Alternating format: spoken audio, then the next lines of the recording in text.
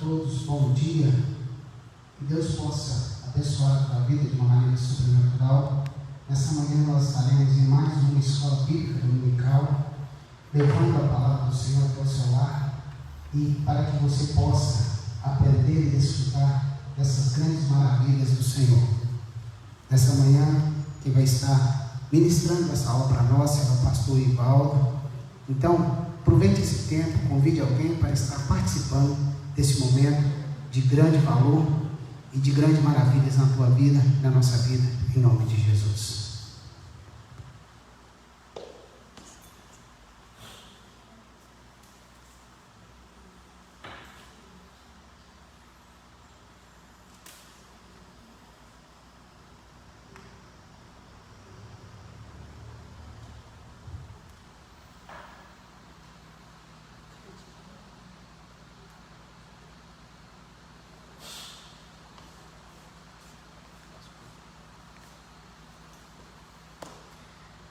Gostaria deste momento convidar você para fechar aqui os olhos. Nós estaremos fazendo uma oração e já passando para o pastor Ivaldo. Senhor, eu quero te dar graça, eu quero te louvar nessa manhã por tudo que o Senhor tem feito, pela tua bondade, por teu infinito amor, por tua grandeza. Fica à vontade em nossas vidas, ó Deus, que o teu Espírito Santo venha, ó Pai, falar em nossos corações. Nós te damos graça e te louvamos, ó Pai, em nome de Jesus. Amém. Gostaria de convidar o pastor Ivaldo.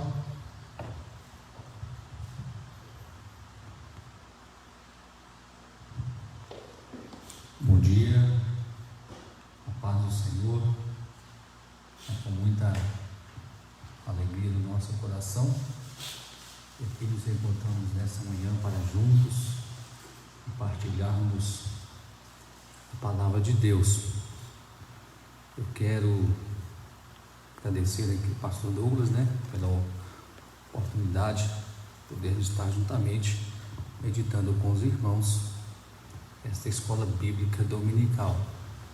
Que a paz de Cristo, a paz que excede todo o nosso entendimento, seja esta paz a abundar os vossos corações. Gostaria também nesse momento, nesta oportunidade a nós facultada, convidá-los para que tão logo a EBD presencial retorne à sua normalidade, convidar a você que ainda não é matriculado, que ainda não faz parte dessa escola que ajuda não somente na nossa caminhada e na nossa formação cristã, como também na nossa vida secular, para que faça parte desta escola, para que venha somar-se a nós, para que você possa também alimentar-se e ter maior intimidade com o Evangelho e também com o Senhor dos Evangelhos.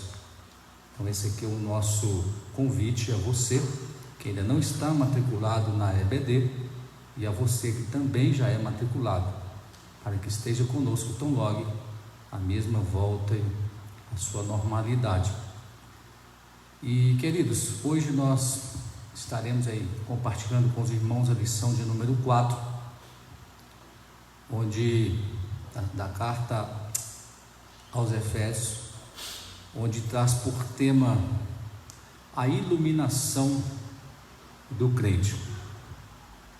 Interessante que eu gostaria de convidá-lo para fazermos essa leitura, que encontra-se registrada na carta de Paulo aos Efésios, o capítulo de número 1, a partir do versículo de número 15, onde Paulo,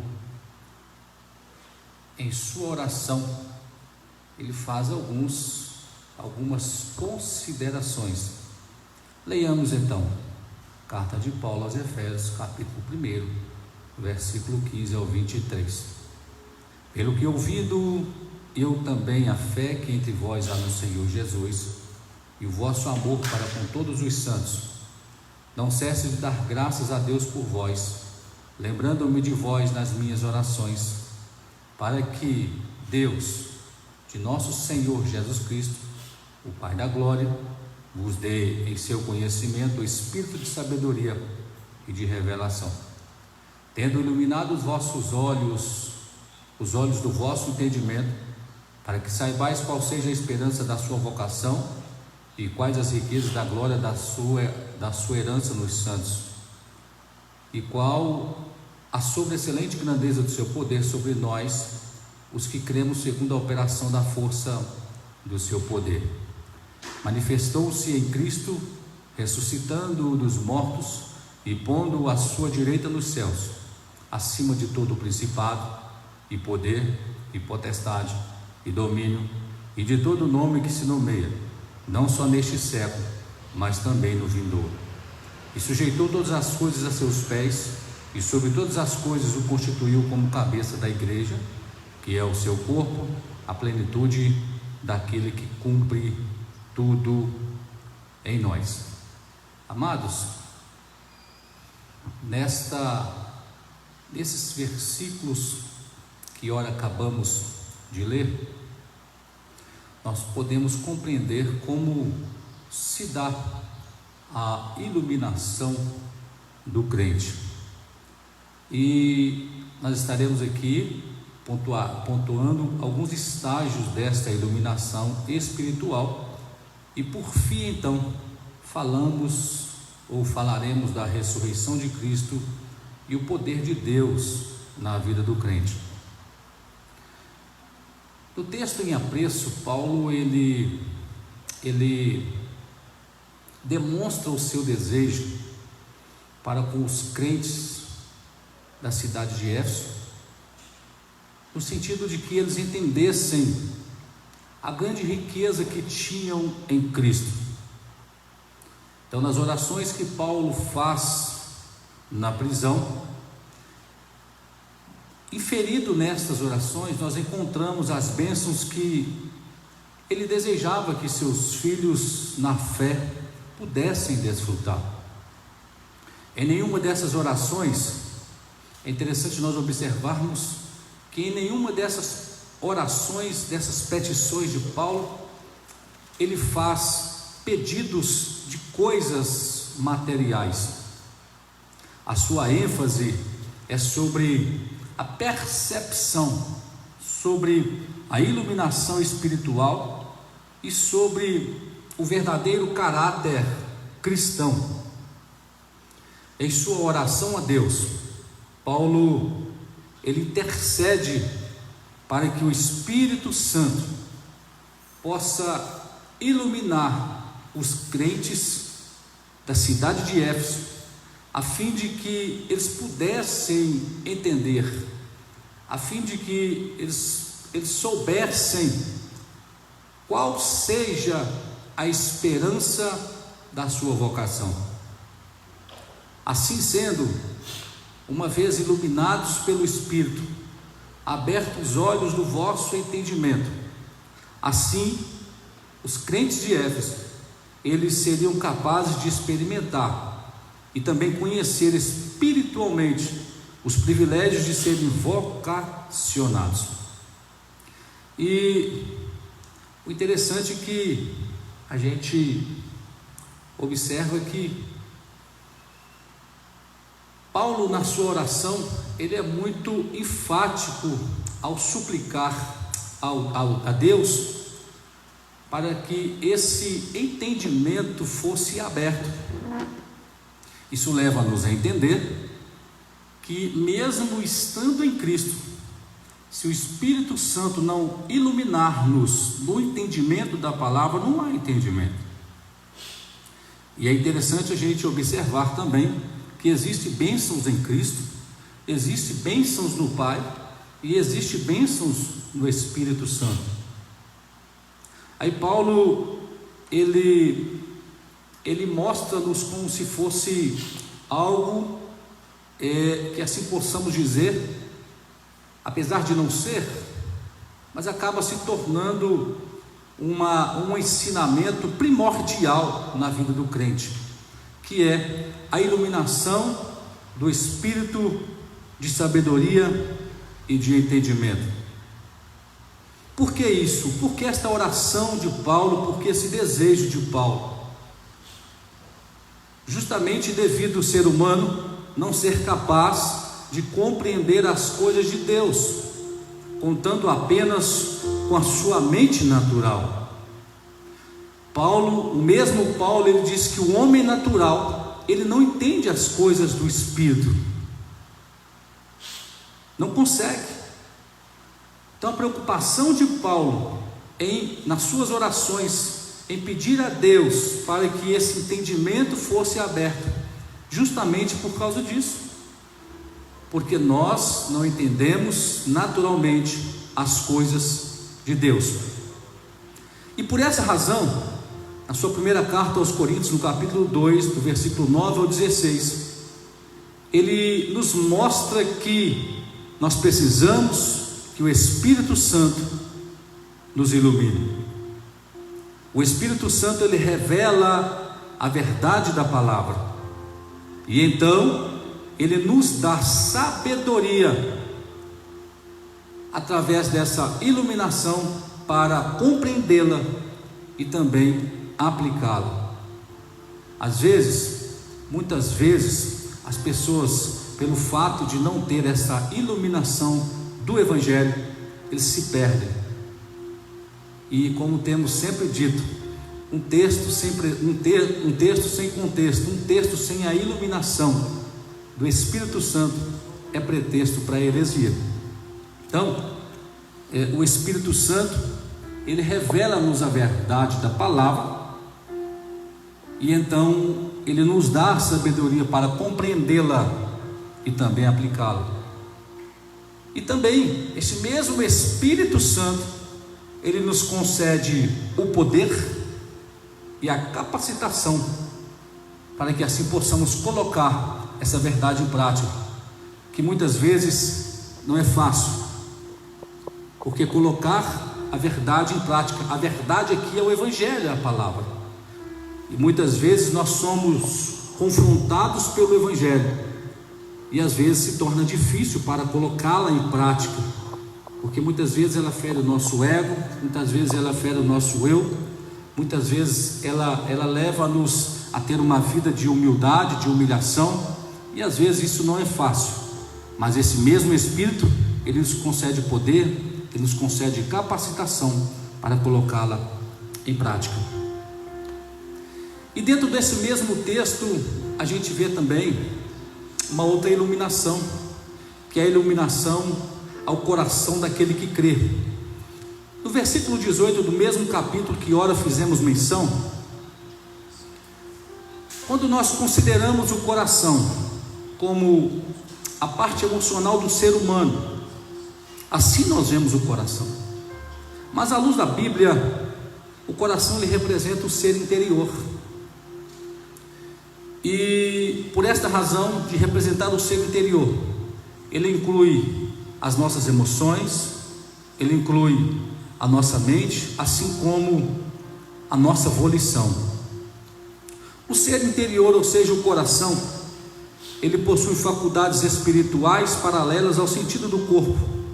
Podemos encontrar várias referências sobre isso no Salmo 119, no João capítulo 3, e também Mateus capítulo 13, versículo 9, Hebreus 5, e por aí vai. Esse ser interior, ele ouve, ele prova, ele cheira, e é por essa razão que Paulo,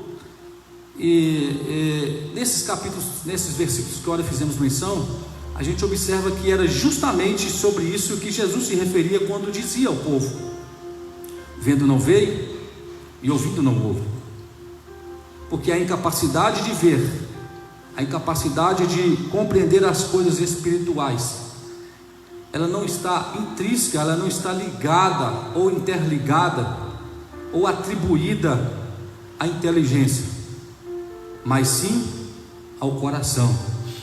Os olhos do coração, eles devem ser abertos pelo Espírito de Deus.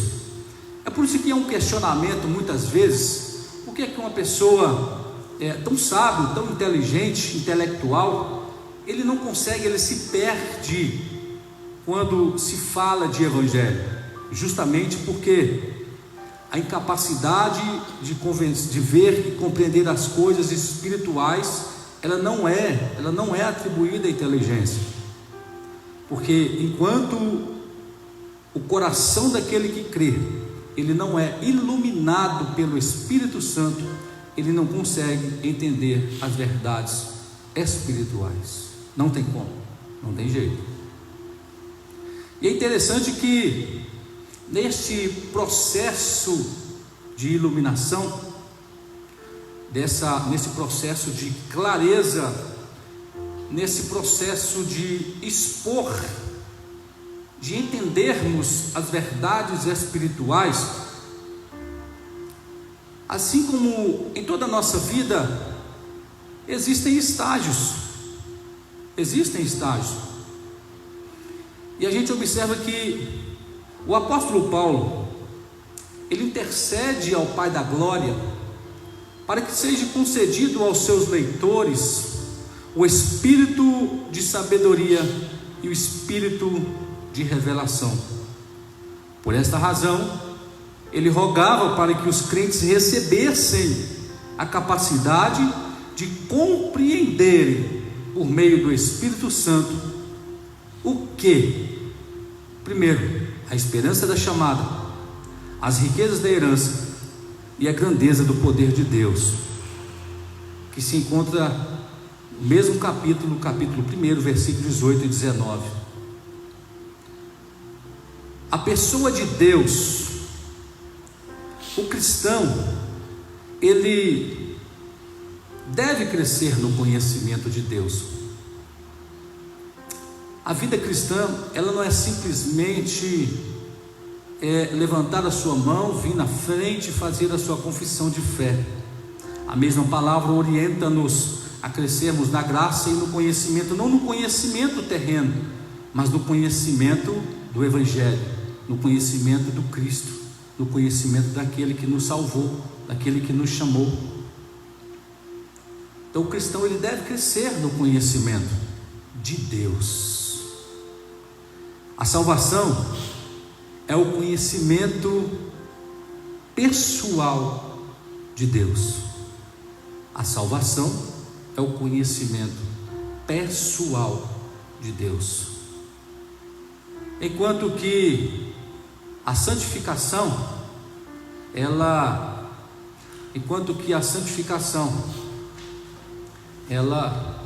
é o conhecimento crescente de Deus. A glorificação, por sua vez, é o conhecimento perfeito de Deus. E uma vez que fomos criados à imagem de Deus, quanto melhor nós o conhecermos, melhor conheceremos a nós mesmos e uns aos outros.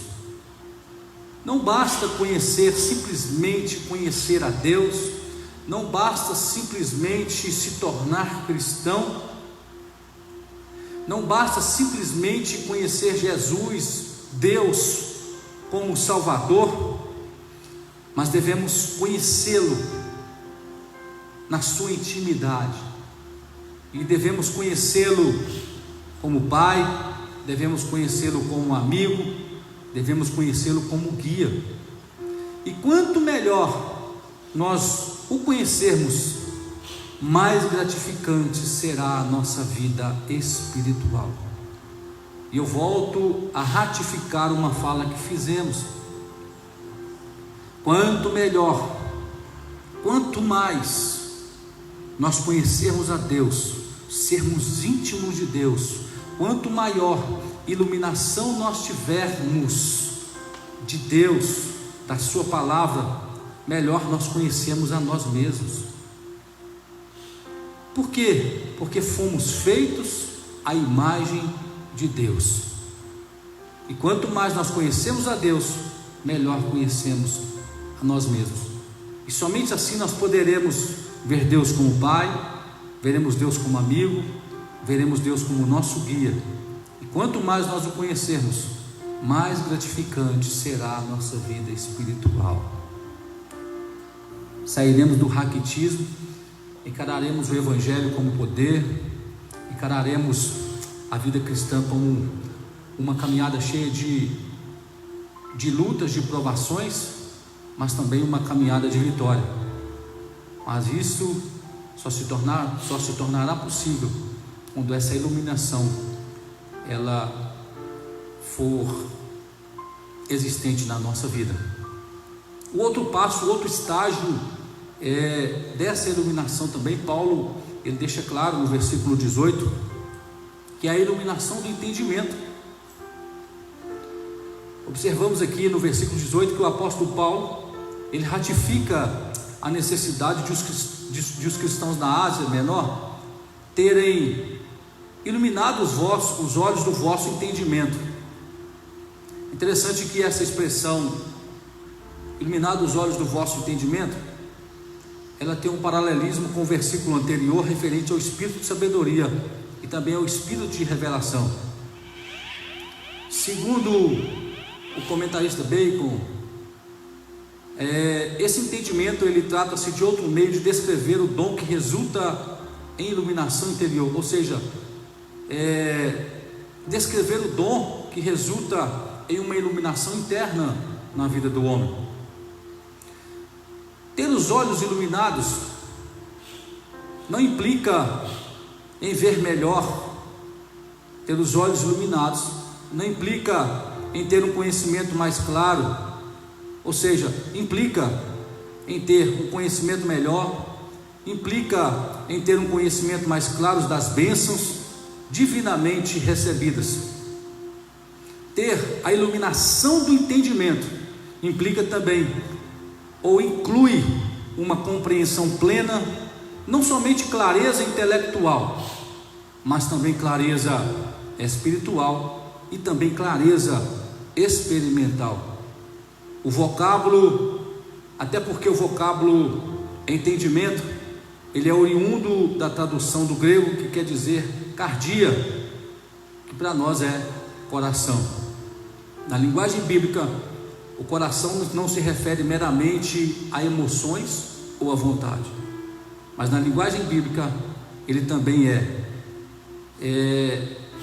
o centro de toda a personalidade. Então esta é a necessidade da iluminação do nosso entendimento, porque quando o nosso entendimento ele é iluminado pelo Espírito Santo, nós vemos melhor, nós temos um conhecimento mais claro das bênçãos divinamente recebidas, temos uma maior e melhor compreensão, e não somente intelectual, mas também clareza espiritual e também clareza experimental. Ou seja, vivemos uma vida espiritual mais tranquila, vivemos uma vida espiritual com racionalidade, com entendimento, com sabedoria. E aí Paulo, na parte B do mesmo versículo 18, ele fala sobre a esperança da vocação, lembrando que estamos no estágio da iluminação que Paulo fala no versículo 15 ao 23, que ora acabamos de fazer menção. E aqui nós temos um outro estágio que é a esperança da vossa vocação. É importante lembrar que na Bíblia o termo esperança ele não tem o termo etimológico, ele não traz consigo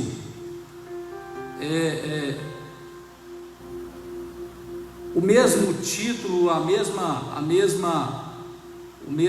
mesma situação que nós entendemos de esperança, no sentido de eu espero que isso vai acontecer. A esperança é a última que morre.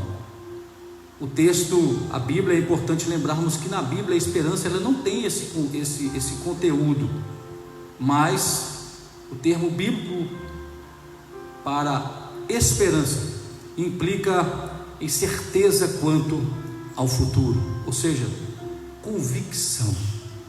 Isto é esperança no termo bíblico. O cristão, ele espera, ele almeja. Evidentemente, nós militamos, batalhamos, pelejamos, mas a nossa esperança, a nossa maior esperança é pela volta de Jesus para buscar a sua igreja. E quando nós estávamos perdidos, não tínhamos esperança, ou seja, não sabíamos disso, não tínhamos essa certeza, não tínhamos essa convicção, mas agora em Cristo nós temos essa esperança no sentido de que Jesus voltará para buscar a sua igreja.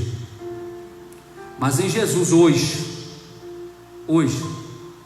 todos aqueles que o recebem, o confessam como o Senhor, Salvador da sua vida, ele tem uma viva esperança, conforme Pedro, ele nos escreve no capítulo 1, no versículo 3. Esperança essa que nos dá ânimo a cada dia para militarmos, para vencermos e para permanecermos na caminhada cristã. A esperança referente ao nosso chamado, ela deve ser uma força dinâmica em nossa vida, estimulando-nos a sermos puros, obedientes e fiéis. Esta esperança na vinda de Cristo, ela deve nos levar, esta esperança na volta de Jesus, ela deve nos inspirar a sermos obedientes, puros e fiéis. O fato de que um dia veremos a Cristo e seremos como Ele, isto deve ser a nossa motivação de vivermos como Ele. Esta deve ser a nossa motivação de vivermos como Cristo, em uma vida pura, em uma vida obediente, em uma vida de fidelidade. É esta esperança na sua volta que deve permear a nossa vida, a fim de nos levar, a fim de nos motivar a viver como Ele viveu. Mas também nesse texto que fizemos menção, nós temos um outro estágio dessa iluminação, onde Paulo, na parte C do versículo 18, ele fala sobre as riquezas de Deus. Interessante que essa verdade, ela não se refere à nossa herança em Cristo, mas sim à herança dele, Cristo em nós. Trata-se de uma verdade extraordinária. Que verdade é essa? Essa verdade é que Deus, Ele nos considera parte de sua grande riqueza. Assim como a riqueza de uma pessoa traz honra para o seu nome, traz status para o seu nome, a igreja também, ela glorificará a Deus por causa do que Ele investiu nos seus santos. E quando Jesus voltar, a palavra nos a entendermos que nós viveremos eternamente para o louvor da glória da sua graça, viveremos eternamente para o louvor da glória do seu favor. Cristo não entrará em sua glória prometida até que a igreja esteja presente juntamente com Ele, para poder compartilhar. João, no capítulo 17, versículo 42, ele fala sobre isso. Cristo, ele será glorificado em nós, conforme o mesmo Paulo, ele relata na sua segunda carta aos Tessalonicenses, no capítulo 1, versículo 10. E nós seremos glorificados nele. Pressupondo assim, nesse pressuposto, a herança abrange as muitas riquezas da glória de Deus. A herança, ela refere-se então às maravilhosas bênçãos que acompanham o plano da salvação. aquelas bênçãos que nós já usufruímos, bênçãos essas tais como perdão, a adoção de filhos, o selo do Espírito Santo, além daquelas que estão ainda à nossa disposição para usufruirmos no porvir. Paulo ele chega a dizer sobre essas riquezas de Deus na sua carta aos primeiros do Coríntios, no capítulo 2, versículo 9. Ele chega a dizer que essas riquezas de Deus no porvir que nos aguarda são coisas que o olho não viu, são coisas que o ouvido não ouviu e nem sequer subiram ao coração do homem. São essas riquezas que Deus ele preparou para aqueles que o amam. Além do perdão, além das bênçãos que nós já usufruímos, existem essas bênçãos que nunca o nosso olho viu, nem o nosso ouvido viu, nem sequer desceram ao nosso coração. Essas bênçãos estão preparadas para aqueles que chegarem do outro lado. Então, vale a pena permanecer na caminhada, vale a pena permanecer com Cristo, mesmo diante de todas as intempéries, mesmo diante de todas as lutas, diante de todos os obstáculos, vale a pena permanecer com Cristo. Temos ainda o estágio do conhecimento sobre o poder de Deus. Já no versículo 19 do texto em apreço, o apóstolo ele faz uma oração para que os salvos pudessem entender, para que fosse também aberto o entendimento como é sobreexcelente a grandeza do poder de Deus. Essa verdade ela é tão magnífica que Paulo ele usa uma porção de palavras. Ele não usa somente uma, mas ele usa uma porção de palavras do vocábulo grego, de forma a mostrar, para que pudesse mostrar com clareza esta verdade, essa sobreexcelente grandeza do poder de Deus. Ele usa o vocábulo dunamis, que quer dizer poder, mas ele usa também outras como kratos, que é energia. Ele usa ischus, que é forte, que é poder também. Mas pode ser que todas essas palavras elas podem se resumir em uma única palavra, em uma única frase: de quão grande, de quão insuperável é o poder de Deus, segundo a operação do poder da sua força. Paulo aqui ele está se referindo à energia divina. Ele refere-se à dinâmica e eterna que se encontra ao nosso dispor. Paulo ele faz esta oração, ele pede a Deus para que seja iluminado, seja aberto o entendimento dos crentes da cidade de Éfeso e também dos crentes dos dias odiernos, para que venhamos a entender a grandeza sobreexcelente do poder de Deus que está ao nosso dispor. É por esta razão que o próprio Jesus ele disse que se nós crescêssemos nele, faríamos obras maiores do que a dele, porque nós temos um dínamo ao nosso poder, ou seja, ao nosso dispor, ou seja, nós temos poder, nós temos o poder da operação, nós temos o poder da fortaleza que está em Cristo ao nosso dispor. E é justamente esse poder sobreexcelente que nos capacita para que possamos desfrutar e usarmos as riquezas de Deus. Em síntese, todo esse esforço gramatical de Paulo, para que os crentes da cidade de Éfeso também hoje pudessem entender, essa questão do poder, da excelente grandeza de Deus, todo esse esforço gramatical do apóstolo, ele visa deixar claro aos seus leitores a supremacia do poder de Deus. Ou seja, Deus é acima de tudo, Deus é acima de todos. Por esta razão, a Bíblia diz-nos que ao seu nome, diante do nome de Cristo, todo joelho se dobrará.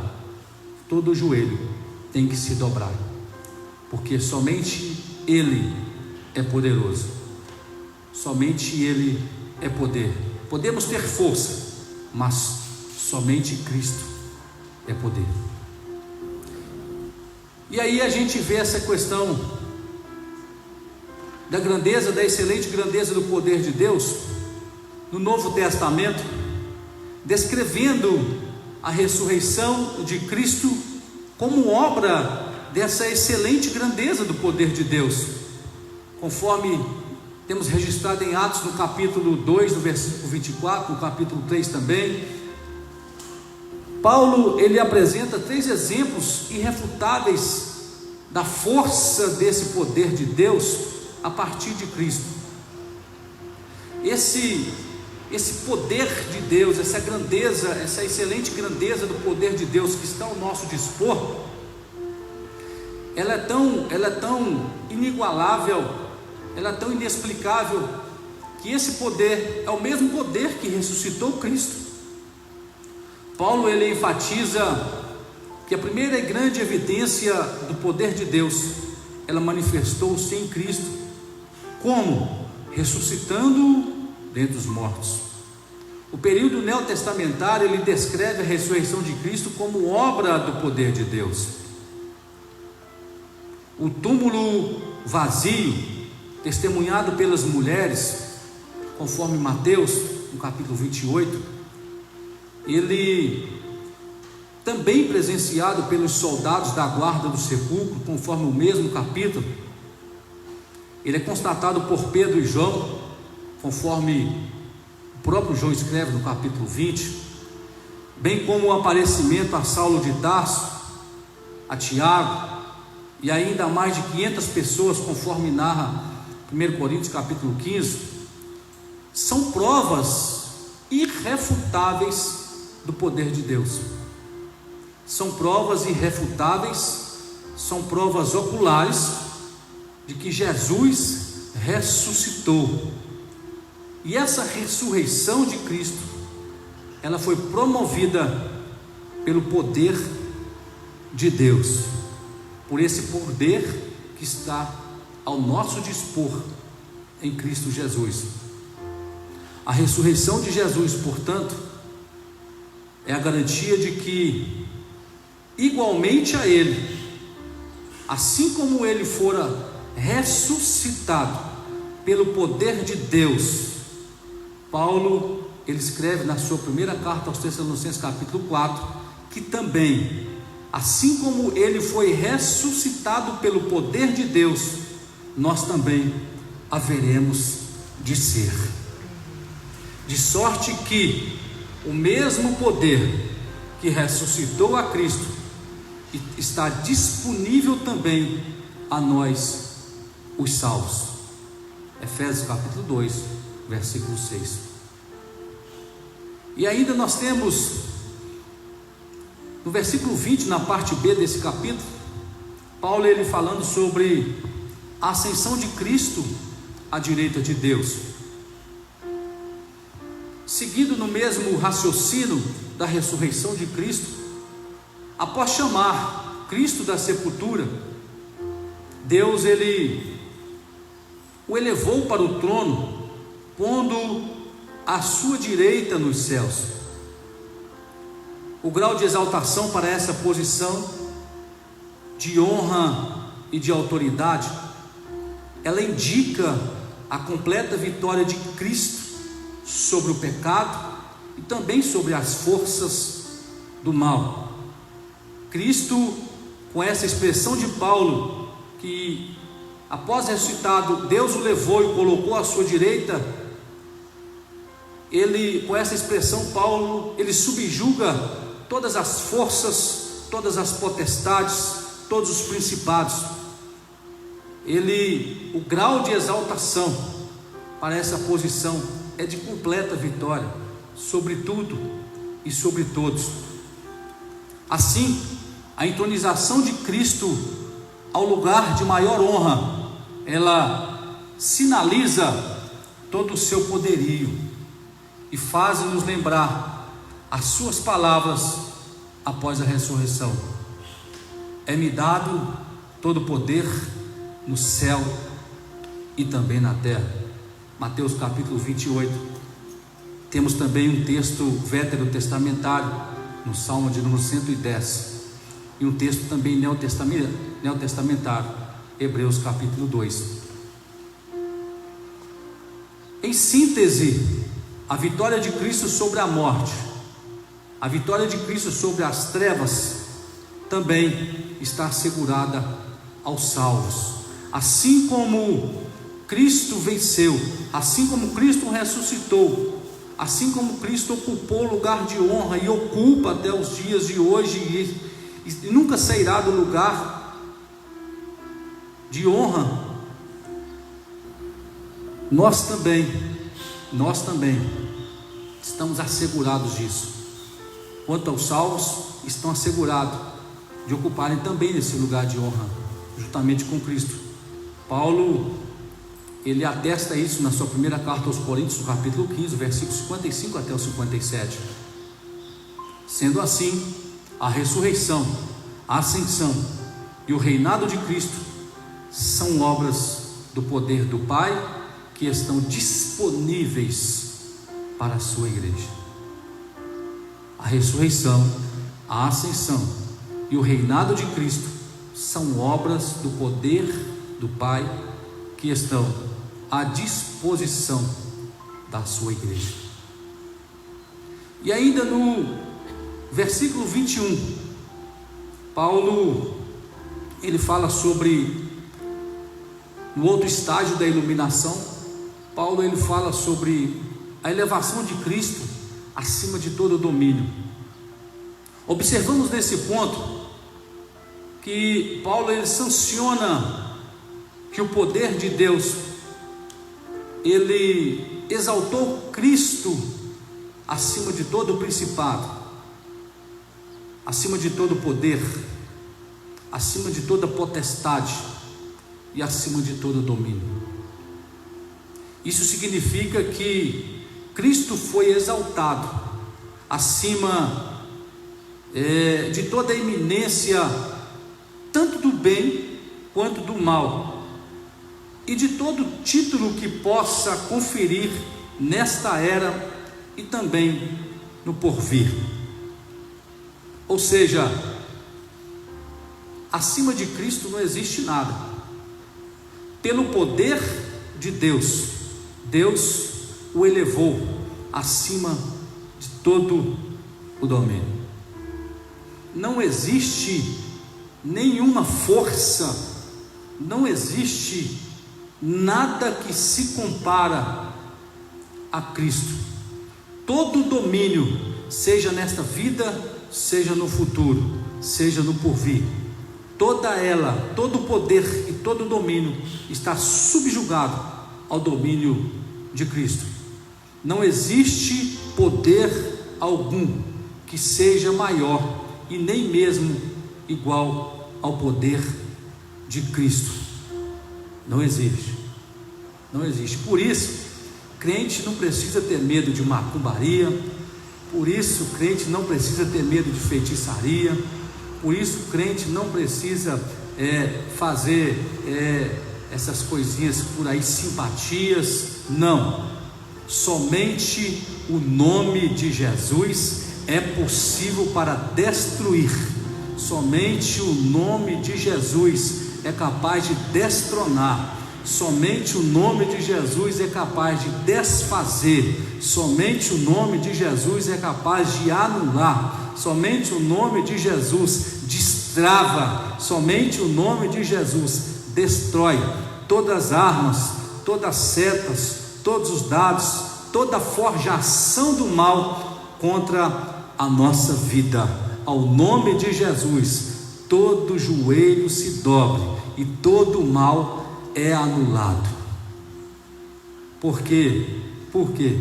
Porque não existe, não vai existir poder algum que seja maior e nem mesmo igual ao poder de Cristo. Paulo, ele faz menção desse poder na mesma carta aos Efésios, aí no capítulo 22, ou seja, no versículo 22 do capítulo 1, e também na sua primeira carta aos Coríntios, no capítulo 15. Então nós observamos que o resultado efetivo da exaltação de Cristo,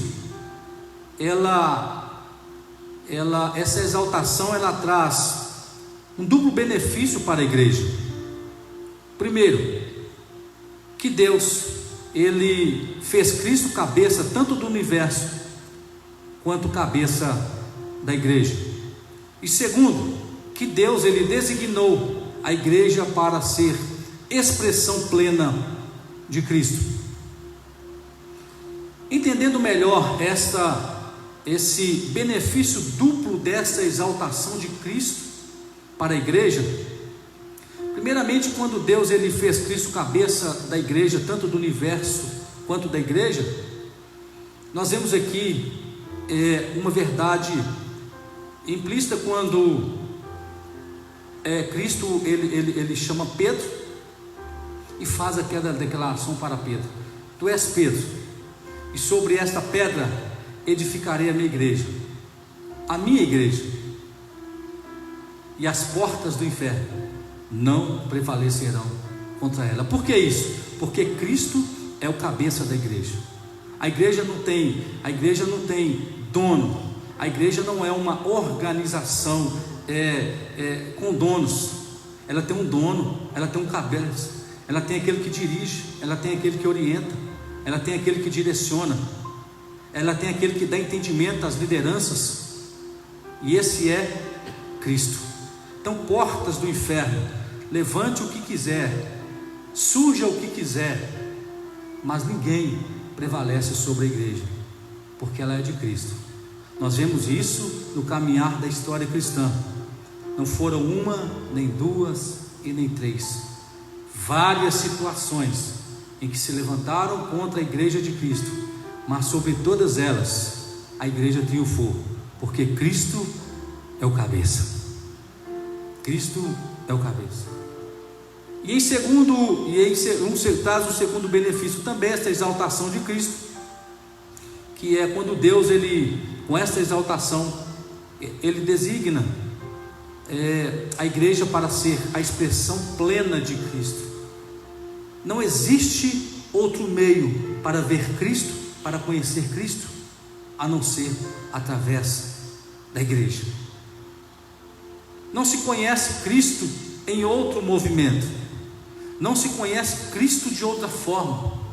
A única forma de se conhecer Cristo, a única forma de ver a expressão plena de Cristo, é única e exclusivamente através da igreja. Por isso, a instituição da igreja. A igreja, ela traz como o seu principal objetivo, justamente essa função: ser a expressão plena de Cristo. Por isso, a igreja foi incumbida dessa tarefa de alcançar todos os perdidos, porque somente através da igreja,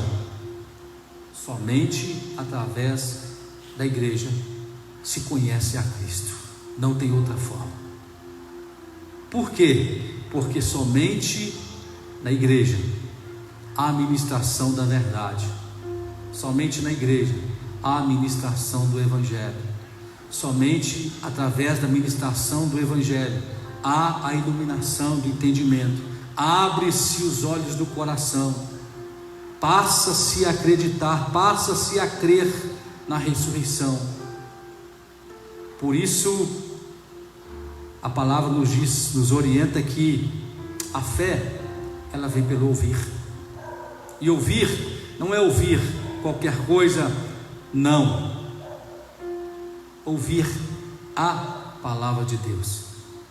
E a igreja tem esse compromisso, a igreja tem essa responsabilidade, ela foi designada com essa exaltação de Cristo a ser a expressão plena do próprio Cristo. Somente na igreja a gente tem uma revelação plena de Jesus. E então, para que possamos aqui fazer a nossa conclusão dessa lição de número 4, concluímos então que a compreensão às dádivas da salvação, quando nós compreendemos, quando nós somos iluminados pelo Espírito Santo, quando a nossa mente ela é aberta, o nosso ser interior, que é uma linguagem bíblica, é o nosso coração, ela é compreendida, há uma demonstração de um excelso valor daquilo que Deus fez por nós. Quando há esta iluminação, quando há esta compreensão, quando os olhos do coração são abertos, quando o nosso entendimento ele é aberto pelo Espírito Santo, nós entendemos uma verdade, que o que Deus fez por nós foi infinitamente maior daquilo que nós podemos imaginar. E aí então nós passamos a servir a Deus não por aquilo que Ele faz, mas por aquilo que Ele é, pela sua grandeza. Nós passamos a vê-lo como, não somente como Deus, nós passamos a vê-lo como Pai, nós passamos a vê-lo como amigo, e nós passamos a vê-lo como nosso guia. Os seus atos, quando somos iluminados, quando é aberto o nosso entendimento, quando nós conseguimos, por essa iluminação, a compreendermos as dádivas da salvação, os atos dessa compreensão, dessa iluminação, os atos poderosos, eles viabilizam a transformação e a glorificação de todos aqueles que creem e que creem também na sua ressurreição, como assentar-se nos céus está disponível aos crentes. Interessante que quando nossa mente é aberta, quando o nosso coração é iluminado, quando o Espírito de Deus ele tem liberdade, quando nós cedemos esta iluminação do Espírito de Deus, nós conseguimos entender que Cristo ressuscitou, conseguimos entender que Cristo está assentado à destra de Deus, conseguimos entender que esse poder ele é dispensado a nós, e que também, muito em breve, por mais que seja difícil a caminhada, por mais que seja difícil a jornada cristã, muito em breve, nós, de uma forma muito semelhante, participaremos da glorificação de Cristo, seremos glorificados nele, por meio do grande e do maravilhoso poder de Deus. Que Deus em Cristo nos abençoe, que o Espírito Santo ele possa a cada dia ter essa liberdade de iluminar-nos, abrir o nosso entendimento em meio a um tempo de crise, em meio a um tempo de medo, em meio a um tempo de incertezas. O Espírito Santo ele possa iluminar-nos de forma a entendermos que acima de toda e qualquer situação está Cristo, que Ele está acima de todo poder, que operando Ele, ninguém pode impedir, para que mesmo em meio a essas incertezas, mesmo em meio a tanto medo, nós possamos focar, manter a nossa fé, os nossos olhos fitados, como nos orienta o escritor aos Hebreus, em Cristo, que é o autor e o consumador da nossa fé.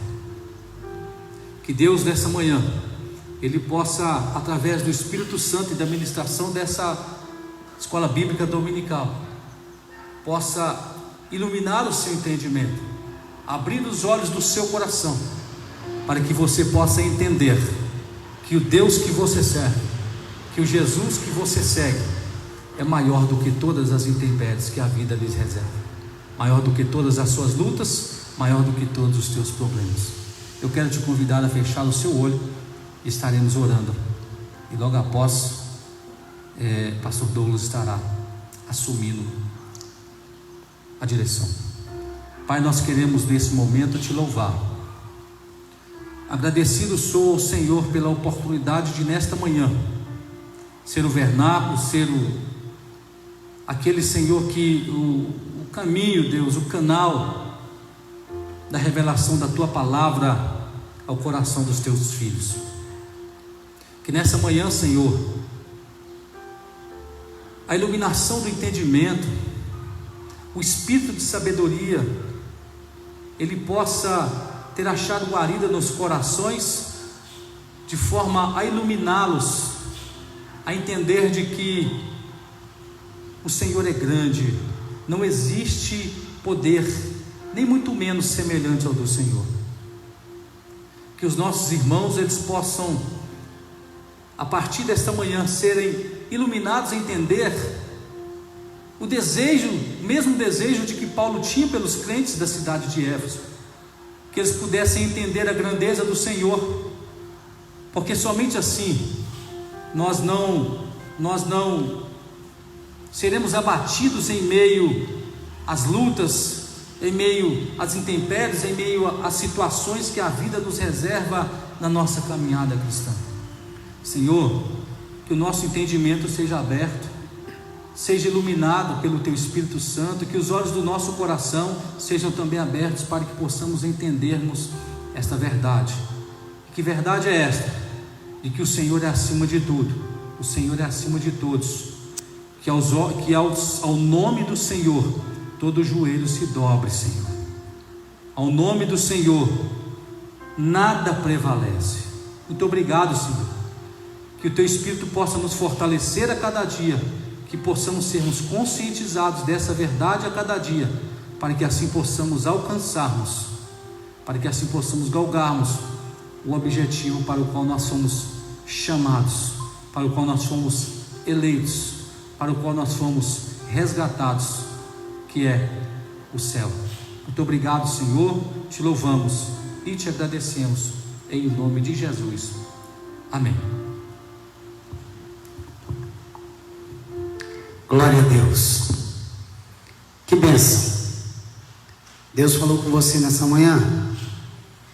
Nós estamos aqui para ser canal de bênção para a tua vida. Eu quero dizer a você que hoje às 19h30 nós estaremos no nosso culto online. Você pode estar assistindo através do canal do YouTube AD Regional Milionários e também através do Facebook, que é também AD Milionários. Convide alguém. Às 19h30 nós estaremos dando início a um grande culto online, para que Deus possa nos abençoar e também abençoar a tua vida. Deus abençoe a tua vida e tenha um domingo abençoado em nome de Jesus. Que o amor de Deus, a graça maravilhosa do teu Filho Jesus Cristo e a doce comunhão do Espírito Santo esteja com cada um de nós hoje e para todos sempre. Amém. Deus abençoe você e a tua casa.